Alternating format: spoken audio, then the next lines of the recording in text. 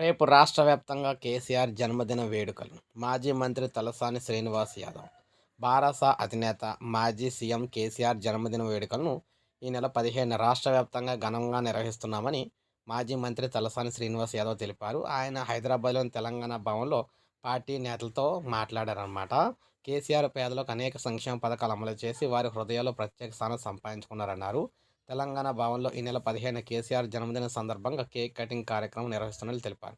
Municipal ఎన్నికల్లో అధికార కాంగ్రెస్కు ధీటుగా బారాసకు ప్రజలు మద్దతు ఇచ్చారని పేర్కొన్నారు. తెలంగాణ భవన్ ఇన్ఛార్జి రావుల చంద్రశేఖర్ రెడ్డి, మాజీ కార్పొరేషన్ చైర్మన్ పల్లె రవికుమార్, మిగిలిన వారు అందరూ ఇందులో పాల్గొన్నారు. మున్సిపల్ ఎన్నికల్లో కాంగ్రెస్ అరాచకాలు అయితే చేసిందని చెప్పేసి అన్నారన్నమాట. మున్సిపల్ ఎన్నికల సందర్భంగా అధికార పార్టీ కాంగ్రెస్ అరాచకాలకు పాల్పడిందని బారాస రాష్ట్ర ప్రధాన కార్యదర్శి అయితే అన్నారు. తెలంగాణ భవన్లోని విలేకరులతో మాట్లాడారన్నమాట. కాంగ్రెస్ నాయకులు పలు చోట్ల పోలీసులను ఉపయోగించి ప్రతిపక్ష నాయకులను ఇబ్బందులకు గురి చేశారన్నారు. హంగులో ఉన్న మున్సిపాలిటీలో కాంగ్రెస్ అనైతిక పద్ధతులు అనుసరిస్తుందని, చైర్మన్ల ఎన్నికను పారదర్శకంగా నిర్వహించాలని ఆయన ఎన్నికల సంఘాన్ని అయితే కోరారన్నమాట.